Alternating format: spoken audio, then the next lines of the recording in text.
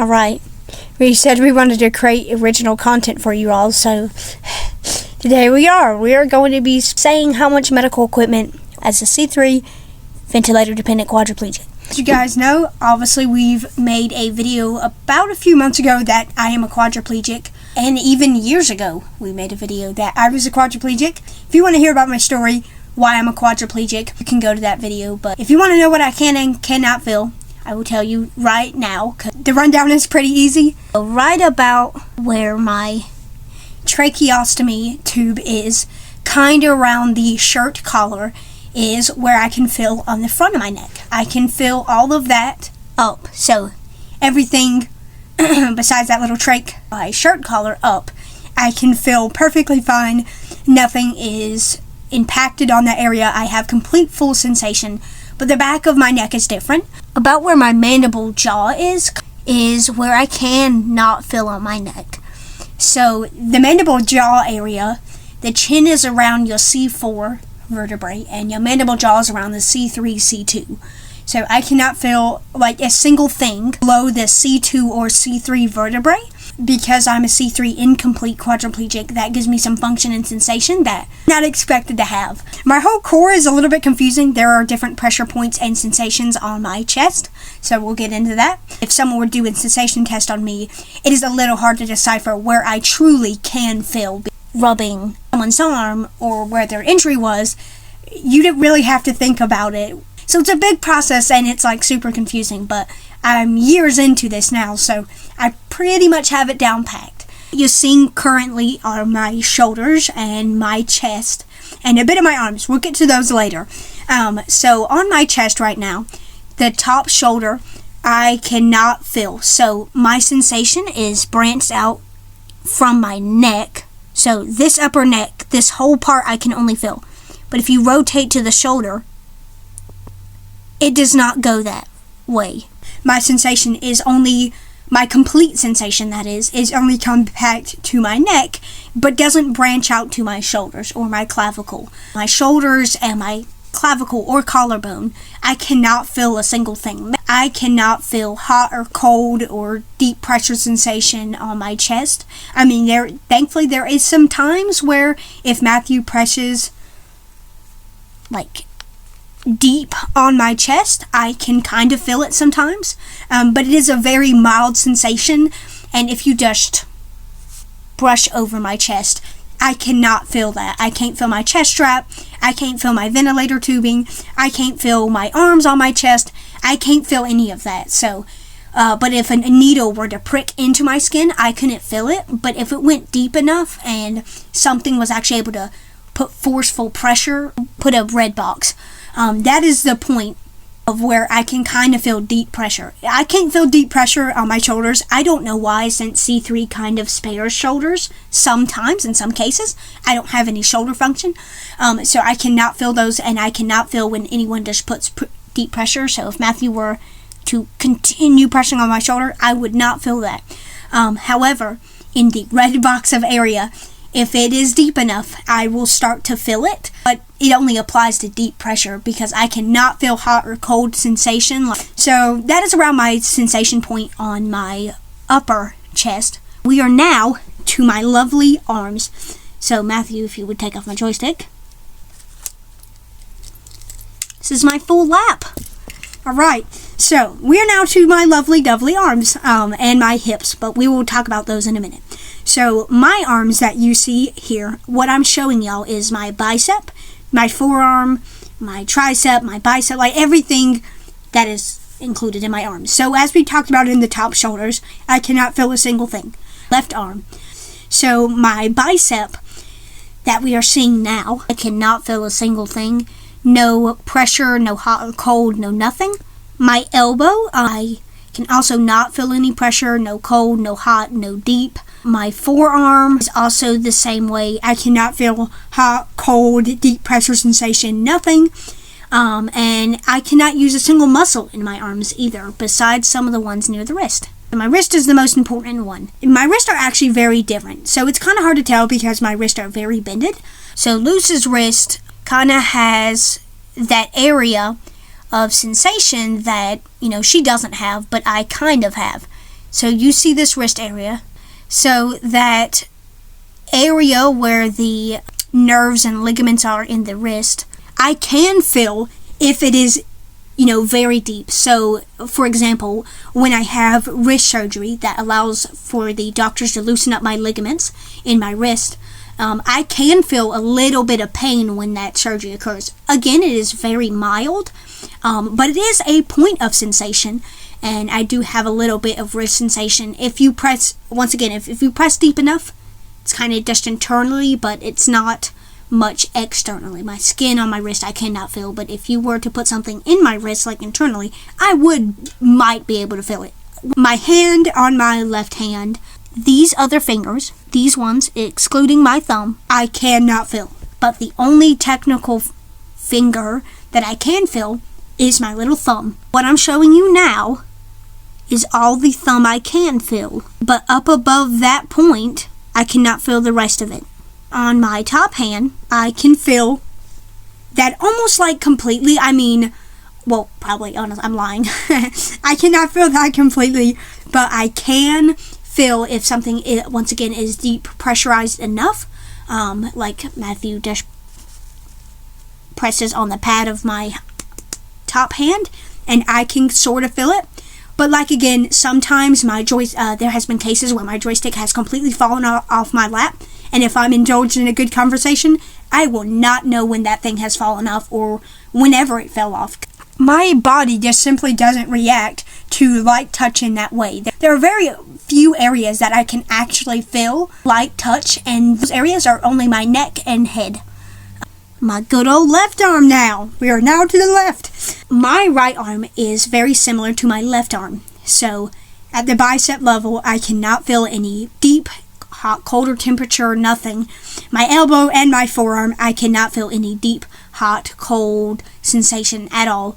I can feel the ligaments and tendons in my wrist if people go deep enough and or internally. My top hand I can feel, but again, the light pressure sensation is very difficult to recognize and notice.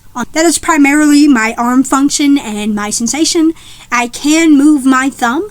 I can only move the part that has sensation, which is kind of half my thumb. I can't move my shoulders, I can't move my biceps, I can't move my triceps, I can't move my elbow, I cannot move my forearm, I cannot move my wrist. I don't have the function tenodesis. When you curl your wrist in, it passively curls your fingers in, but I do not have that function since I'm a C3 quadriplegic, and that function is retained around C5, C6. My legs aren't that hard to detain from.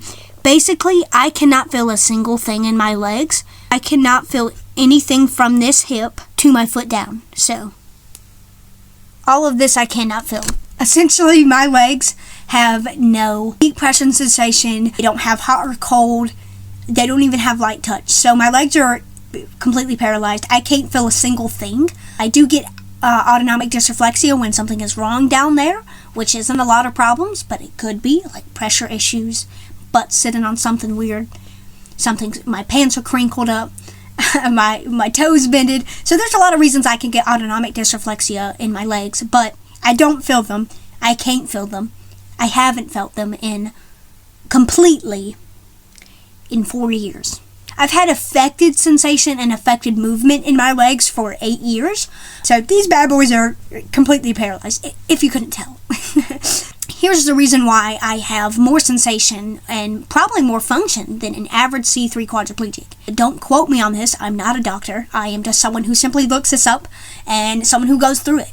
The injuries I have, I'm a C3 incomplete, C4 complete, C5 complete, C8 complete, T1 complete, T10 complete, quadriplegic. One being a paraplegic, but I was long gone a paraplegic at that time. You would notice a big keyword, C3 incomplete. That means all the nerve signals are not damaged. So there is some spare neurons that can get past and still send a message to that part of my functioning body.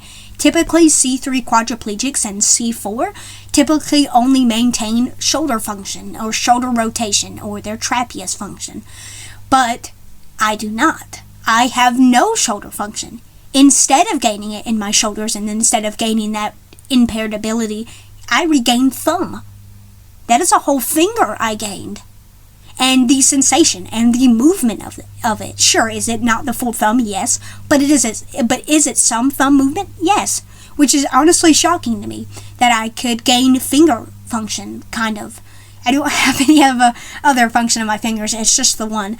I knew we would bring you through all the medical equipment I have, and I'll tell you now. The first medical equipment I have is my colostomy bag, or stoma. I've been having a colostomy since March 9th, 2025, due to the fact that I went through 3+ years of relentless bowel programs, 21 hours a week on the toilet, and I had Crohn's disease, as well as ulcerative colitis, so this affected my colon really bad. Maybe get 95% of my large intestine removed, so about 5% is remaining, and my small intestine is fully intact, but there is some damage to it. The said medical equipment that I do get all my fluids and nutrition from is my PEG.